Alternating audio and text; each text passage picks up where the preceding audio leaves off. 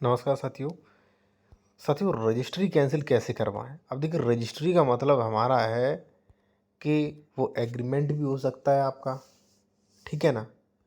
वो वसीयत भी हो सकती है, वो दान पत्र भी हो सकता है, यानी कि लिखितों का रद्दीकरण, ठीक है ना। इंस्ट्रूमेंट जैसे मान लीजिए भाई आपका लीज हो गया, किराया एग्रीमेंट हो गया, आपका बैनामा यानी कि केवाला हो गया, ठीक है, वसीयत हो गया, तो वो आप उनका कैंसिलेशन करवा सकते हैं। अब देखिए, एक चीज़ मैं आपको बता दूं, लोगों को सही सलाह न मिल पाने के कारण उन्हें न्याय नहीं मिल पाता है, ठीक है। तो वो मैं आपको बताऊंगा कि रजिस्ट्री कैंसिलेशन कैसे होगा, इस सेक्शन में प्रोविज़न किया गया है, वो में किस कोर्ट में होगा, दाखिल खारिज कैसे रुकवाएं, वो भी इसी का हिस्सा रहेगा, ठीक है।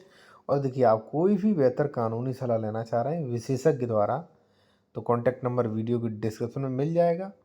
या आप कोई डॉक्यूमेंट चेक करवाना चाह रहे हैं, अपना प्रॉपर्टी खरीद रहे हैं, तो वो भी आप करवा सकते हैं वेरिफिकेशन, सही है कि नहीं।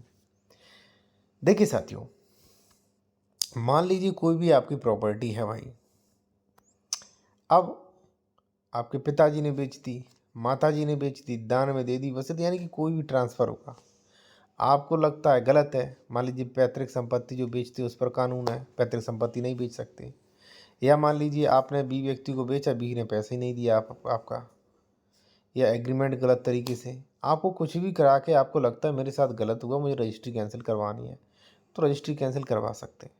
सबसे पहला इसमें स्टेप मैं बताऊंगा साथियों, दाखिल खारिज रुकवाना, ठीक है ना। आप दाखिल खारिज रुकवाइए सबसे पहले, ठीक है ना। सबसे सबसे ज़रूरी है दाखिल खारिज, ठीक है ना, वो आप रुकवाइए दाखिल खारिज। दाखिल खारिज रुकवाने के लिए मैंने वीडियो बनाया था, एप्लीकेशन भी आपको बताया था कि दाखिल खारिज रुकवाने के लिए आप शॉर्ट आपत्ति लिख सकते हो, और आपत्ति लिख के जो भी मान लीजिए तहसीलदार, आपका नायब तहसीलदार है, उसके यहाँ तारीख पड़ेगी, आप जाइए और अपनी फाइल में आपत्ति लगवा दीजिए, ठीक है ना।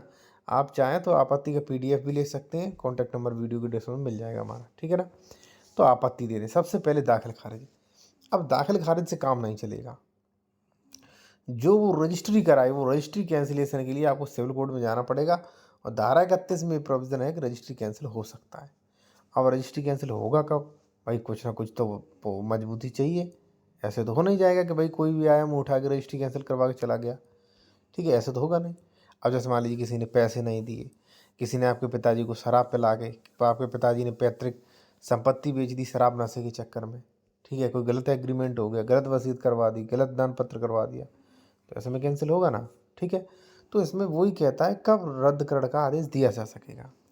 कोई व्यक्ति जिसके विरुद्ध कोई लिखित या शून्यकरणी हो, जिसको यह सुनिश्चित आशंका हो कि ऐसी लिखित यदि विद्यमान छोड़ दी गई तो उसे गंभीर क्षति हो जाएगी, ठीक है, तो ऐसी कंडीशन में जो है वो न्यायालय में रजिस्ट्री कैंसिलेशन के लिए केस कर सकता है, ठीक है। और रजिस्ट्री जब कैंसिल होगी तो यहाँ पे स्पष्ट लिखा है कि रजिस्ट्री विभाग को जो है वो न्यायालय अपनी डिक्री की PDF भेजेगा कि भाई आप अपने आप ही लिख लीजिए कि रजिस्ट्री कैंसिल हो गई है, ठीक है।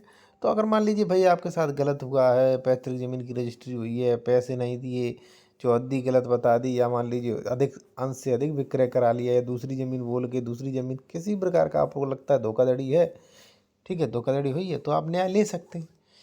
रजिस्ट्री कैंसिलेशन का काफ़ी ज़्यादा टाइम है, ठीक है, और ज़रूरी नहीं 3 वर्ष, 12 वर्ष भी है कई कंडीशन में, और कई कंडीशन में धारा 5 का लाभ भी मिल जाता है, लिमिटेशन एक्सट्रैक्शन 5 का। तो आप टेंशन ज़्यादा मत लीजिए, ठीक है। अगर कोई लिखित रद्दीकरण करवाना चाहते हैं तो आसानी से हो जाएगा। और कोई भी विशेषज्ञ द्वारा आप कानूनी सलाह लेना चाह रहे हैं तो कॉन्टैक्ट नंबर वीडियो के डिस्क्रिप्शन में मिल जाएगा साथियों, ठीक है। धन्यवाद।